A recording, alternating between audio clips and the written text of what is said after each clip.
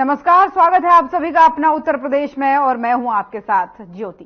Paris Olympic में पुरुष hockey team ने कांस्य पदक पर कब्जा जमा लिया है, जिसके बाद से केंद्रीय गृह मंत्री अमित शाह ने टीम को बधाई देते हुए पोस्ट किया है सोशल मीडिया पर।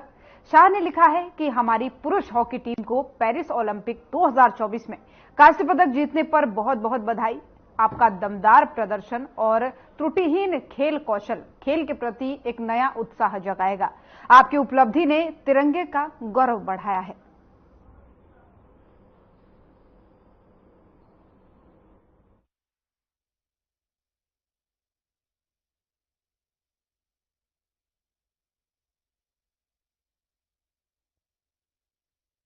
वक्फ संशोधन विधेयक 2024 पर लोकसभा में बोलते हुए अल्पसंख्यक मामलों के मंत्री किरेन रिजिजू ने कहा कि जो विधेयक है वो सच्चर समिति की रिपोर्ट पर आधारित है, जिसे कांग्रेस ने बनाया था। आइए आपको सुनवाते हैं उन्होंने क्या कुछ कहा है। आपके माध्यम से खास करके कांग्रेस पार्टी को कहना चाहता हूं, ये अमेंडमेंट आज सरकार इस सदन में ला रहे हैं, ये एक तरीके से आप लोगों ने जो भी कदम उठाया है, आप लोगों ने जो भी चाहा है, वो आप नहीं कर पाया, वही चीज करने के लिए हम आज ये अमेंडमेंट प्रपोज किया गया है। अब जब मैं इसका विवरण दूंगा तो आप बिल्कुल सहमत होगा मैं जो आपके सामने में बात रख रहा हूं। और दूसरी बात, इसमें हम लोग सब चुने हुए प्रतिनिधि हैं। मैं अपना बात तर्क रखने से पहले ही बताना चाहता हूं, इस बिल का समर्थन कीजिए, करोड़ों लोगों का दुआ मिलेगा। अगर आप विरोध करोगे, चंद लोगों ने पूरा वक्फ बोर्ड को कब्जा करके रखा हुआ है और आम मुसलमान लोगों को जो न्याय इंसाफ नहीं मिला उसको सही करने के लिए ये बिल लाया गया है। इतिहास में दर्ज होगा कि ये बिल को कौन कौन समर्थन किया है और किसने विरोध किया है, ये इतिहास में नाम दर्ज होगा। इसलिए इस बिल का विरोध करने से पहले आप सोचिएगा, करोड़ों गरीब महिलाओं का, बच्चों का, गरीब मुसलमानों का। सर, सबसे पहले मैं जो खामियां ये 2014 से लेकर के आज तक ये 1995 अमेंडमेंट एक्ट के बारे में मैं सिर्फ नहीं कह रहा हूं, हमसे पहले कांग्रेस के जमाने में भी कई यहां इस मुद्दे को लेकर के कमेटियां और अलग अलग जगह में इसका विवरण किया गया है। सबसे पहले सर 1976 में वक्फ इंक्वायरी रिपोर्ट पेश किया गया था और 1976 वक्फ इंक्वायरी रिपोर्ट में जो बड़ा रिकमेंडेशन आया है, मैं आपके सामने में पढ़ के सुनाना चाहता हूं। 1976 वक्फ इंक्वायरी रिपोर्ट में कहा गया है, सारा वक्फ बोर्ड्स जो है मुतवालिस के कब्जे में चले गए हैं, उसको डिसिप्लिन करने के लिए प्रॉपर कदम उठाया जाना चाहिए। 1976 वक्फ इंक्वायरी रिपोर्ट का दूसरा रिकमेंडेशन है, लिटिगेशंस और केसेस जो आपस में मतभेद इतना ज्यादा है उसको सरल करने के लिए ट्राइब्यूनल सिस्टम को गठन होना चाहिए, उस समय का रिकमेंडेशन था। फिर उसने तीसरे पॉइंट ये कहा कि ऑडिट और अकाउंट्स, वक्फ बोर्ड में ऑडिट और अकाउंट्स का तरीका प्रॉपर नहीं है, उसका पूरा प्रबंधन होना चाहिए, ये उस समय का रिपोर्ट ने कहा गया है। और आखिरी में it recommended the reforms in the category of waqf al aulad, बच्चों के लिए जो हम वक्फ देते हैं उसको सुधार लाना चाहिए, ये 1976 का रिपोर्ट में कहा गया है। उसके बाद सर, जो हम आज थोड़ा विस्तार में जिसको मैं बताना चाहता हूं, दो कमेटियों के बारे में। ये दो कमेटी कांग्रेस के समय में ही बनाया गया था। सबसे पहले high level committee under justice Rajendra Sachar, ये सर 9 मार्च 2005 में गठन किया गया था। यूपीए का सरकार आ चुके थे और ये स्पेसिफिक मुसलमानों के लिए, उनके वेलफेयर के लिए ये गठन हुआ। और सचर कमेटी का जो रिपोर्ट है ये हम सब मालूम है। मैं सिर्फ रेलेवेंट पोर्शन आज इस सदन में बताना चाहता हूं। सचर कमेटी का जो पहला रिकमेंडेशन है, इसमें कहा गया है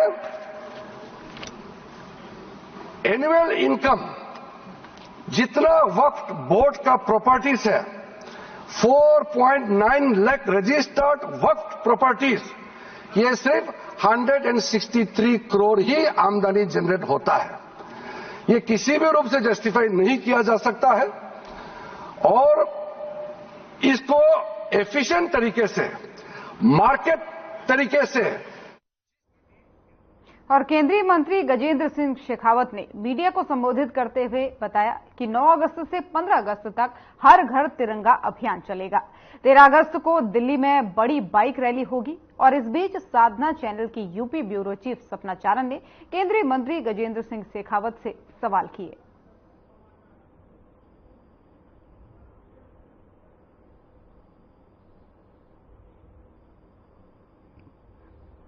सर, मैं सपना चारण साधना ग्रुप से। सर, मेरा पहला सवाल है, कल्चरल मिनिस्ट्री जैसे कि धार्मिक स्थलों को बढ़ावा देता है, तो सर 15 अगस्त पे इंडिपेंडेंस डे पे क्या इस बार कुछ प्लान किया है आपने? और सर दूसरा सवाल यही है कि 15 अगस्त तक तो तिरंगे की बहुत इज्जत की जाती है, लेकिन उसके बाद लोग ऐसे फेंक देते हैं, उसके लिए खास जोर आप कुछ देंगे? जैसा मैंने कहा कि ये जो तिरंगा हर घर तिरंगा उत्सव है, मुझे लगता है कि ये तिरंगे के सम्मान के साथ भी लोगों को जोड़ने का अवसर है। हमारी आने वाली पीढ़ियां तिरंगे का जो प्रोटोकॉल है उसको भी समझें व्यक्तिगत रूप से, ये भी एक अवसर है।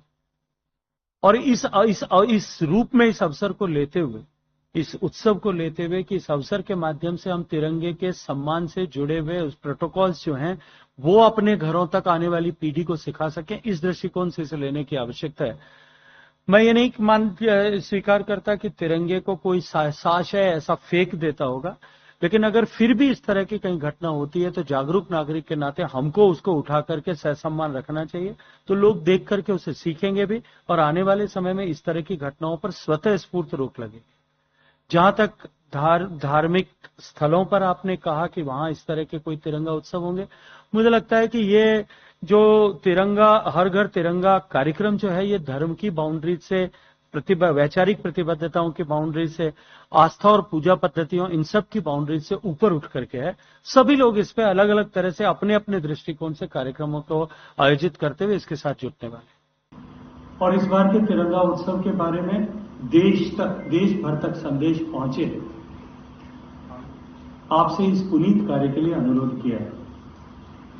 आपके प्रश्नोत्तर के पूर्व जो कुछ वक्तव्य आदरणीय जो प्रेजेंटेशन के माध्यम से जो भावना व्यक्त की गई उसी के बारे में कुछ शब्द मैं आपके सामने रखना चाहता हूं। मित्रों, आजादी की लड़ाई में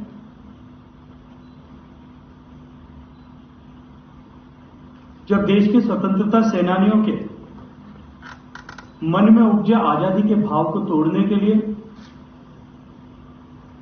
जनमत को नियंत्रित करने के लिए और देश में आए आजादी के लड़ाई के उबाल को, भावना को दबाने के लिए, कुचलने के लिए अंग्रेज सत्ता ने देश में प्रकाशन को नियंत्रित कर उस पर प्रतिबंध लगा दिया था। ऐसे समय में 1932 में देशभक्ति गीत ऐसी पुस्तक में जो कविता महान क्रांतिकारी सत्येंद्रनाथ जी ने लिखी थी, वो कविता थी, उसका पहली पंक्ति थी, ये झंडा नहीं झुकेगा, ये झंडा नहीं झुकेगा। और इस कविता ने निश्चित रूप से उस समय भारत का झंडा, जो इस विविधताओं से भरे हुए भारत देश में देश की विविधताओं को पीछे छोड़ करके जो देशवासियों का उस समय मानस देश को स्वतंत्र कराने का था, विविधताओं से भरे हुए इस देश को स्वतंत्रता आंदोलन में एकता के लखनऊ में मुख्यमंत्री योगी आदित्यनाथ ने प्रदेश की कानून व्यवस्था और लोक कल्याणकारी कार्यक्रमों की समीक्षा की है। बैठक में शासन स्तर के वरिष्ठ अधिकारी समेत जोन, मंडल, रेंज और जिला स्तर के अहम पदों पर तैनात अधिकारी शामिल हुए। वहीं बैठक में बाढ़ की वर्तमान स्थिति में राहत एवं बचाव कार्यों को बेहतर करने और पर्व त्योहारों को सौहार्दपूर्ण माहौल में आयोजन आदि के संबंध में तैयारियों की गहन समीक्षा की गई और इससे जुड़े जरूरी दिशा निर्देश अधिकारियों को दिए गए। वहीं सीएम ने कहा कि आने वाले दिनों में नागपंचमी, श्रावण सोमवार, काकोरी ट्रेन एक्शन की वर्षगांठ, रक्षाबंधन, चेहल्लुम और जन्माष्टमी जैसे पर्व त्योहार हैं। साथ ही पुलिस भर्ती परीक्षा जैसे महत्वपूर्ण कार्य भी संपन्न हो रहे हैं। निश्चित रूप से ये समय कानून व्यवस्था की दृष्टि से संवेदनशील समय है। हर जिले की पुलिस और स्थानीय प्रशासन को 24/7 अलर्ट रहना होगा। और साथ ही सीएम ने यह भी कहा कि इस साल अब तक 12 जनपदों में 120% से ज्यादा बारिश हुई है, जबकि 27 जिलों में सामान्य बारिश की स्थिति रही। 80 से 60% यानी कम वर्षा वाले 18 जिले हैं और 14 जिलों में 60 से 40% यानी अत्यधिक कम वर्षा हुई है।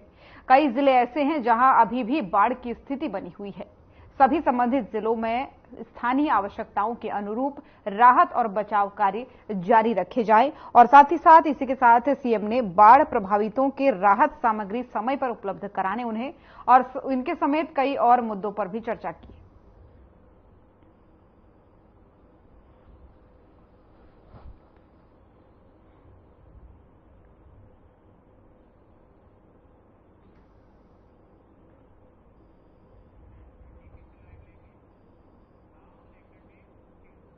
और आधिकारिक प्रवक्ता द्वारा साप्ताहिक मीडिया ब्रीफिंग की गई है। उन्होंने क्या कुछ कहा है, आइए आपको सुनाते हैं।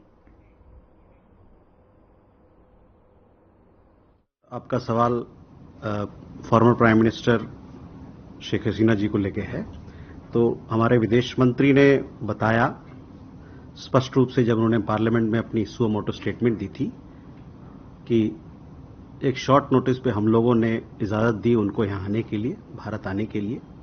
और आज जैसा कि आपको ज्ञात है कि यहाँ अभी जो सिचुएशन है वो इवॉल्विंग है, उसमें चल रहा है, तब्दीली आ रहा है। सो मेरे पास it would not be appropriate for me at this point in time to comment on her plans. So that also answer several other questions that you've asked. Yes. External Affairs Minister has already explained the approval for former Prime Minister Sheikh Hasina to come to India was given at a short notice. The situation, as you know, is still evolving as far as Bangladesh is concerned. It would not be appropriate for me to comment on her plans. Huma, your question regarding LOC, trade, bilateral trade, all those things. You know, as I said, the situation is evolving. It has been reported that this evening there'll be the swearing in of the interim government. So once those things take place, one thing I would like to emphasize and tell you that as far as we are concerned, Government of India and the people of India are concerned, for us, the interest of the people of Bangladesh is foremost in our minds. Siddhant, a question regarding attacks and minorities situation. This particular issue was also addressed by External Affairs Minister in his suo moto statement. We are also monitoring the situation, as you know, with regard to the status of minorities. There are also reports that various initiatives have been taken by groups and organizations to ensure the protection and well-being of the minorities. I would like to reiterate what External Affairs Minister had said in the Parliament. We welcome these steps, but will naturally remain deeply concerned till law and order is visibly restored. Having said that, we also want to make it clear that, you know, it is the responsibility of every government to ensure well-being of all its citizens. We hope for early restoration of law and order in Bangladesh.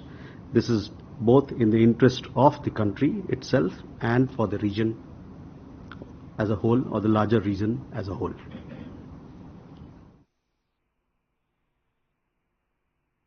मधु, आपका सवाल, हम लोगों ने बहुत सारे reports देखे, आपने भी देखा होगा कि वहां पर घटनाएं हुई हैं। हिंसा हुआ है, हिंसा भड़का है, और पिछले एक आधा सप्ताह में जब से चल रहा है वहां पर प्रोटेस्ट आपने देखा होगा कि बहुत सारी क्षति हुई है पब्लिक प्रॉपर्टीज को लेके और भी चीजों को लेके। तो यही है मोटा मोटा कि उसका आकलन हमारे पास नहीं है कि वहां के सरकार के पास आकलन होगा क्या हुआ है, लेकिन हम लोग ये कहना चाहते हैं, मैं फिर से एक बार दोहरा रहा हूं कि हर सरकार की ये जिम्मेवारी है कि अपने लोगों का ध्यान रखें और उनके हित में काम करें, और जितना जल्दी से जल्दी लॉ एंड ऑर्डर, कानून व्यवस्था उस देश में बहाल होगा, उससे उस देश के लोगों के लिए और साथ साथ पूरे क्षेत्र के लिए ये बेहतर होगा।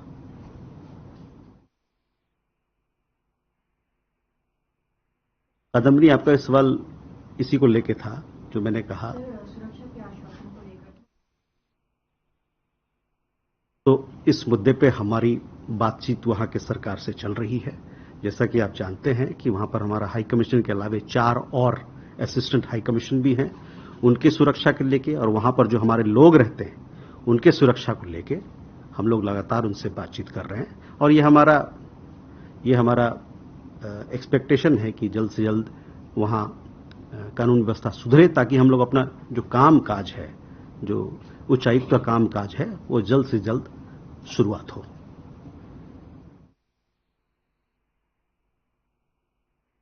नीरज, आपका सवाल दूसरे तरफ का था। तो ये जो आपने वाकया बताया कि वहां से 2 परिवार आए हैं बॉर्डर पार करके, इसके बारे में मेरे पास अभी जानकारी नहीं है, लेकिन मैंने जैसा कहा कि ये हर देश का ये उसकी अपनी रिस्पॉन्सिबिलिटी होती है कि जो अपने लोग हैं उनकी सुरक्षा करें और उनका देखभाल करें।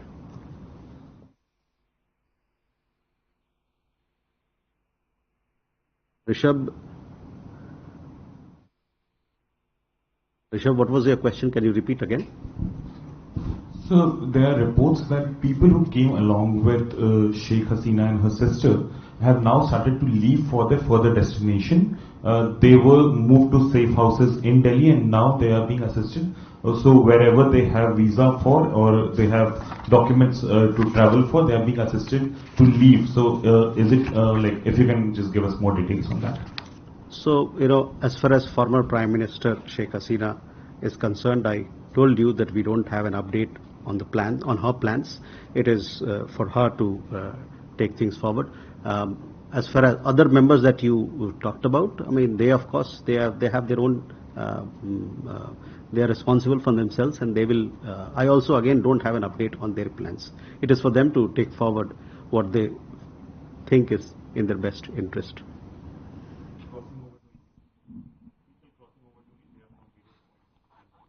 Yes.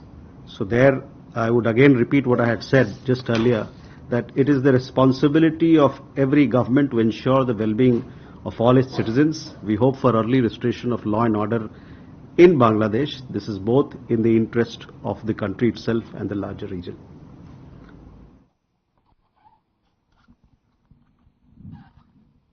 Milan, your question was regarding Bay of Bengal investments.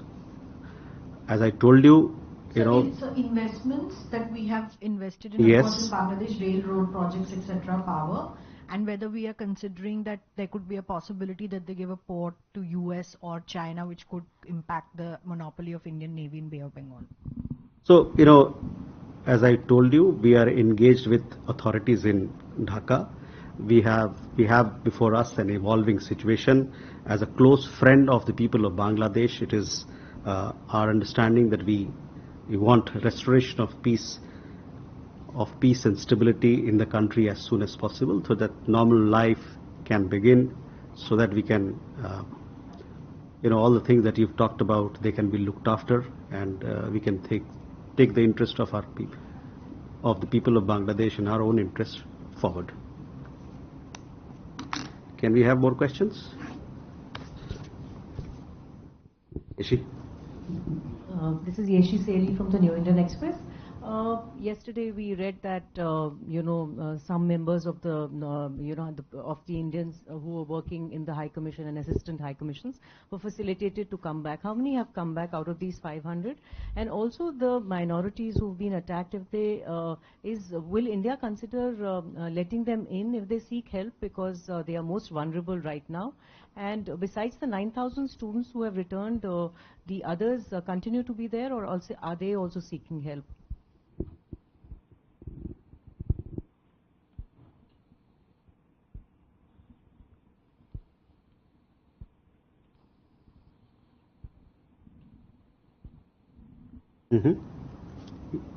Ayushi? So this is Ayushi Agarwal from ANI. Can we have more details of the talks held between our Foreign Minister and UK Foreign Secretary this afternoon? How much was Bangladesh discussed, and was the possible asylum to UK a part of discussion too? Sudhi? So, Sudhi Ranjan from Bloomberg. So, as you said, the situation is fluid. In your initial statement, can you give us an understanding whether the government of India has opened negotiations or reached out to the interim government, Mohammad Yunus, or anybody in charge in Bangladesh, in particular the army?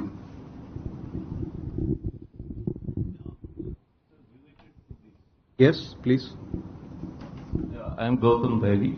Now, as you said that new government would be sworn in the evening. So, what will be India's attitude towards the new government? Because the next door neighbor, as you say, a close neighbor. Okay. Siddhant? Hi sir, I'm Siddhant from CNN News 18. Sir, I want to know that since you said that we are engaging with people back in Dhaka, I have two questions. So one, have we raised the issue of minorities being attacked specifically? And second, who are we talking to? Army, or the probable members of the interim government, or the political parties in Dhaka? Thank you. Okay. Let me, too many questions, so let me answer them and then. Yeshi, we had informed, External Affairs Minister in his statement had informed that there are 19,000 people thereabout in Bangladesh, of which 9,000 thereabout are students, of which majority of them have come back. There are Indians who want to come back, and there our High Commission is assisting them with support. Obviously, the airlines are operating, as you know. There are several people have reached out to our High Commission and Assistant High Commission for support, and that assistance is being rendered to Indian nationals, and several people have also come back. We hope that the security situation in the country improves soon so that normal life can begin, and it will be easy for us, our High Commission and our Assistant High Commission, also to begin their normal functioning. Insofar as the question of the Indian staffers working in our High Commission is concerned, we have only our non-essential Indian staff members and their family members have come back. And given the situation, this is also the situation with other embassies. They have also pulled back. तो अपना उत्तर प्रदेश देख रहे थे आप। Bulletin में फिलहाल इतना ही। नमस्कार।